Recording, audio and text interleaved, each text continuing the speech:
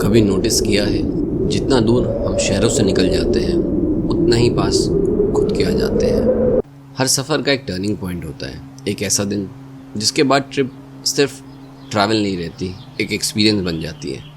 कल हम गुड़गांव से सीसू तक आए थे। रोड्स अच्छी थी, ट्रैफिक भी था, लोग भी थे, लेकिन आज हम उस दुनिया में एंटर होने वाले थे जहाँ नेटवर्क ख़त्म हो जाता है और नेचर कन्वर्सेशन शुरू कर देता है। सुबह के करीब 8:30 बजे होंगे। सीसू अभी पूरी तरह जागा भी नहीं था, लेकिन हिमालय वो कभी सोता नहीं।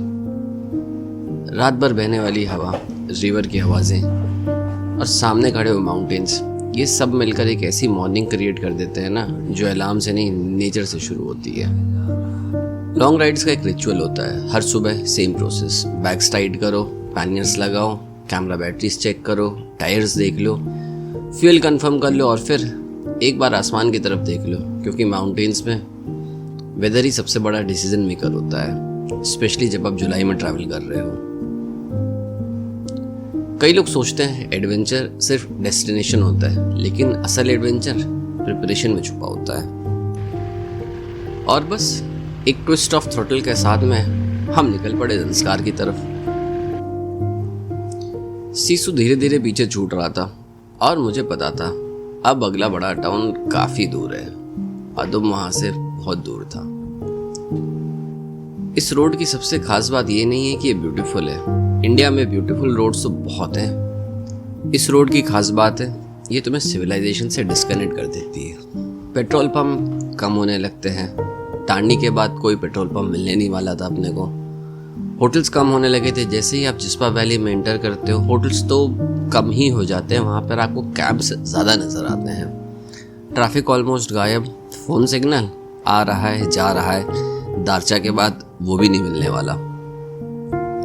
और तब रियलाइज़ होता है कि तुम कितने डिपेंडेंट हो गए एक छोटी सी स्क्रीन पर। यहाँ ना नोटिफिकेशन है, ना डेडलाइन, ना ऑफिस, ना मीटिंग, सिर्फ रोड, बाइक और हिमालय और मेरी हिमालयन।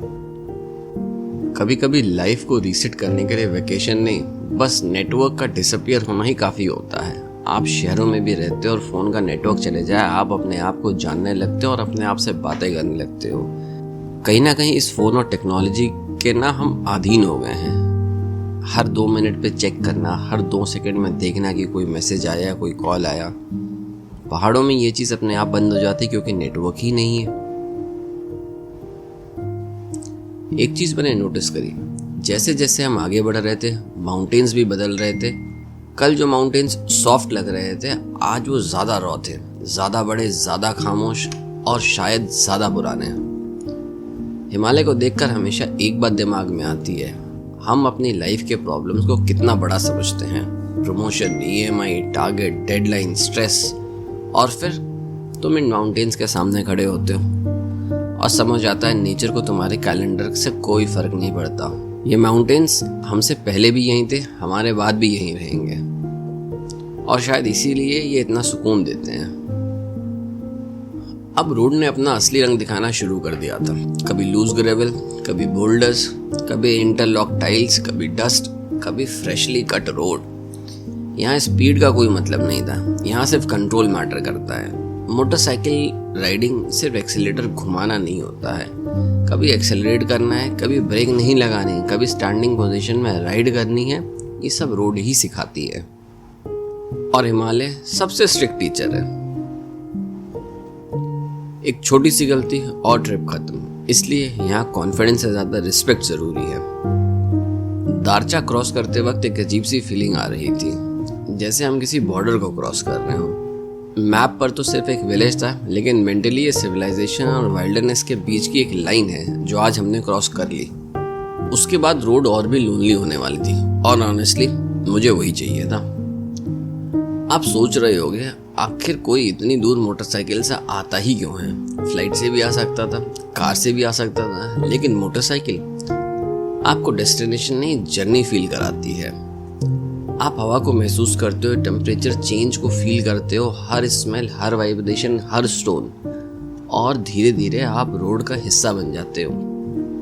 अब हम बढ़ रहे थे एक ऐसे पास की तरफ जिसके बारे में कुछ साल पहले तक लोग जानते भी नहीं थे। शिंकुला। नाम छोटा है लेकिन कहानी बहुत बड़ी है। 2022 में मैं पहली बार इसके पास आया था। बहुत कुछ सिखाया था इसने। आज 4 साल बाद दोबारा इससे मुलाकात होगी। मैं प्यार से इसको शिंकू कहता हूँ। कुछ रोड्स आपसे परमिशन नहीं मांगती, वो सीधा आपकी टेस्टिंग शुरू कर देती हैं और शिंकुला की चढ़ाई बिल्कुल वैसी ही थी। अब रोड स्मूथ नहीं थी। हर टर्न के बाद एक नया सरप्राइज था। कभी ग्रेवल, कभी लूज स्टोन्स, कभी फ्रेशली कट माउंटेन्स और कभी सिर्फ भरोसा। यहाँ गूगल मैप डायरेक्शंस दे सकता है लेकिन कॉन्फिडेंस एक्सपीरियंस से ही आता है।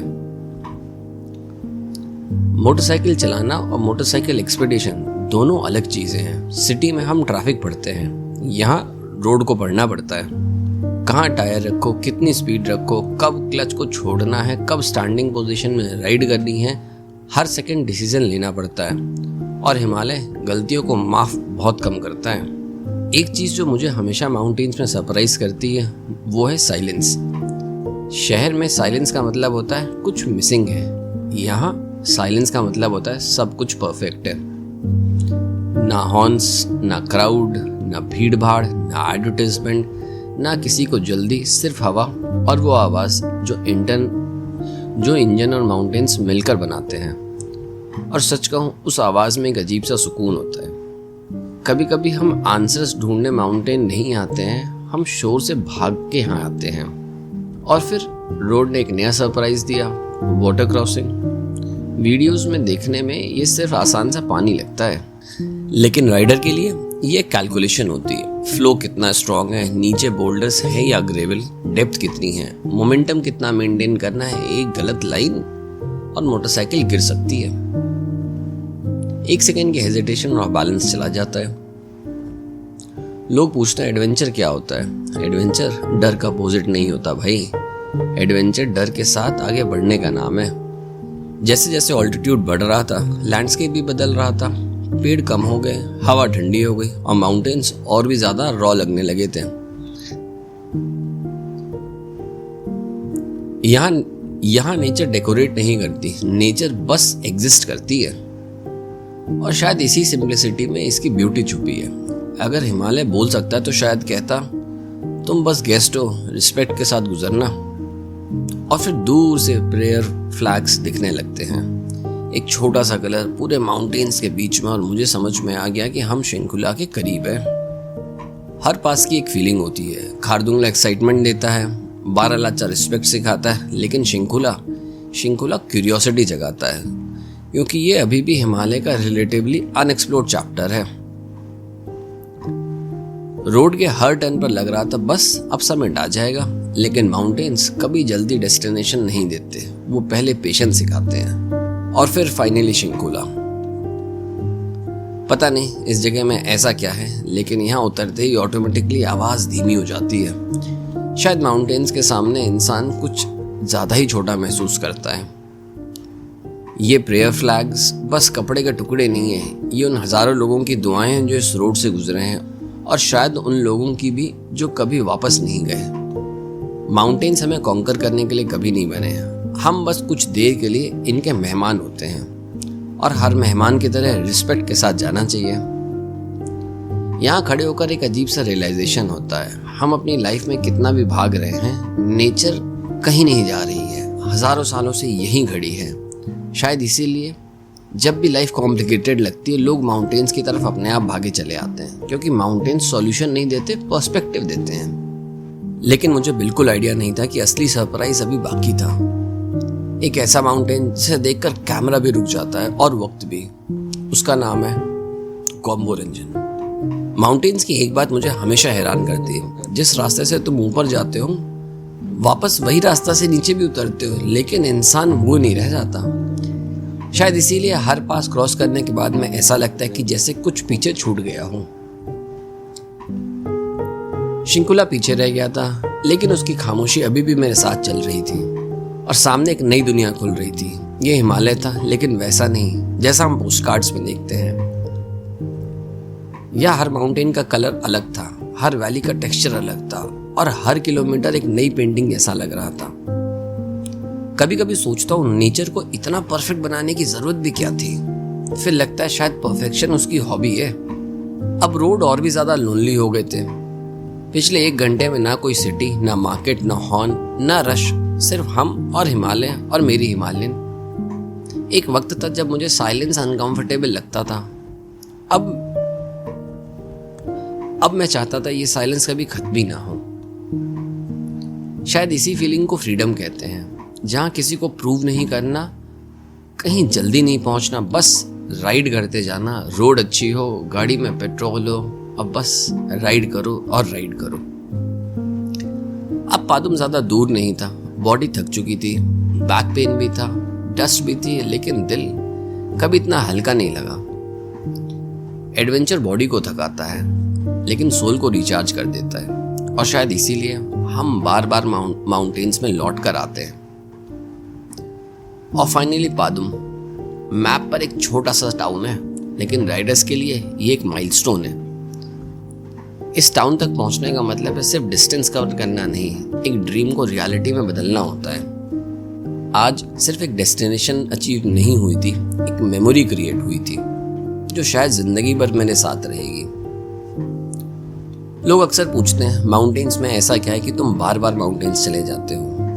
मैंने पहले आंसर ढूंढा था, अब नहीं ढूंढता, क्योंकि हर बार हिमालय एक नया रीजन दे देता है। कभी रोड, कभी लोग, कभी साइलेंस, और कभी एक माउंटेन जिसका नाम है गोम्बोरेंजिन।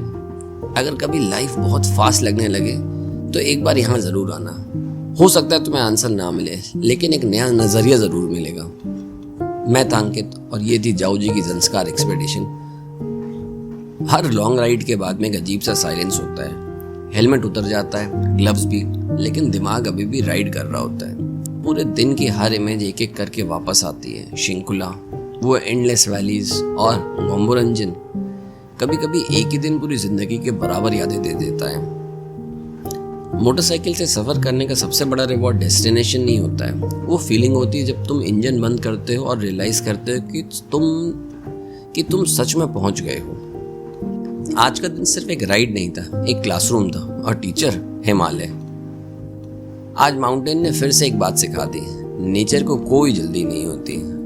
रिवर अपनी स्पीड से ही बहती है, माउंटेन्स अपनी जगह से हिलता नहीं, और हवा कभी परमिशन लेकर नहीं चलती। सिर्फ इंसान ही है जो हर वक्त भाग रहा था। शायद इसीलिए जब माउंटेन्स में हम आते हैं तो हम धीरे चलना सीखते हैं, और धीरे चलने के बाद पहली बार सच में देखना शुरू करते हैं। लोग अक्सर पूछते हैं बाइक से ही क्यों, फ्लाइट से भी तो आ सकते हो।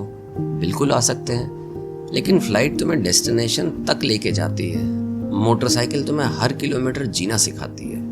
कार के शीशे के पीछे तुम सीनरी देखते हो, बाइक पर तुम उस सीनरी का हिस्सा बन जाते हो। ठंडी हवा फेस पर लगती है, रिवर की स्मेल फील होती है। ऑल्टीट्यूड बॉडी को याद रहता है, और हर टर्न एक मेमोरी बन जाता है। इसलिए मैं राइड करता हूँ डेस्टिनेशन के लिए, जर्नी के लिए। अगर तुम ये वीडियो देख रहे हो और कभी किसी लॉन्ग राइड का सपना देखा है, तो एक बात याद रखना, परफेक्ट बाइक का वेट कभी मत करना, परफेक्ट वेदर का भी नहीं, परफेक्ट टाइम कभी नहीं आता। एडवेंचर कैलेंडर देखकर नहीं आता, एक डिसीजन से शुरू होता है। हो सकता है पहली राइड 100 किलोमीटर की हो सकता है 200 की, या बस अपने शहर से बाहर तक। डिस्टेंस मैटर नहीं करना, बस निकलना जरूरी होता है। मैंने लद्दाख देखा है, स्पीति भी देखा है, कश्मीर भी देखा है। सब अपनी जगह खूबसूरत है, लेकिन ज़ंस्कार अलग है। यहाँ साइलेंस भी जिंदा लगता है, रोड भी स्टोरी सुनाती है, और माउंटेन्स सिर्फ दिखते नहीं, महसूस होते हैं। हो सकता है कल यहाँ और हॉस्टल्स बन जाए, और होटल्स बन जाए, रोड और स्मूथ हो जाए, ट्रैफिक भी बढ़ जाए, लेकिन आज ज़ंस्कार अभी भी अपने असली रूप संभाले हुए हैं। और शायद इसीलिए हर ट्रैवलर को एक बार यहाँ आना जरूर चाहिए। हम अक्सर सोचते हैं कि हम माउंटेन्स को एक्सप्लोर करने के लिए जा रहे हैं, लेकिन हर ट्रिप के बाद एक बात समझ में आती है, माउंटेन्स हमें एक्सप्लोर करते हैं। वो देखते हैं हम कितने पेशेंट हैं, कितने हम्बल हैं, कितना रिस्पेक्ट करते हैं नेचर को। और जब हम वापस लौटते हैं तो बाइक वही होती है, हेलमेट भी वही होता है, लेकिन राइडर थोड़ा सा बदल चुका होता है। आज के दिन सिर्फ सीसू से पादुम का सफ़र नहीं था, ये एक रिमाइंडर था कि दुनिया में अभी भी ऐसी जगह है जहाँ इंसान से ज़्यादा नेचर की चलती है, और शायद वही सबसे खूबसूरत जगह होती है। मैं हूँ अंकित और ये है जाओ जी, जहाँ हर राइड सिर्फ एक राइड नहीं, एक एक्सपीरियंस और एक कहानी बन जाती है। मिलते हैं डे 3 के एपिसोड में आपसे दोस्तों। तब तक के लिए रब राखा, टेक केयर। अगले एपिसोड में हम एक्सप्लोर करेंगे पादुम और जानेंगे कि क्यों ज़ंस्कार अभी भी हिमालय का सबसे अंडररेटेड रीजन माना जाता है।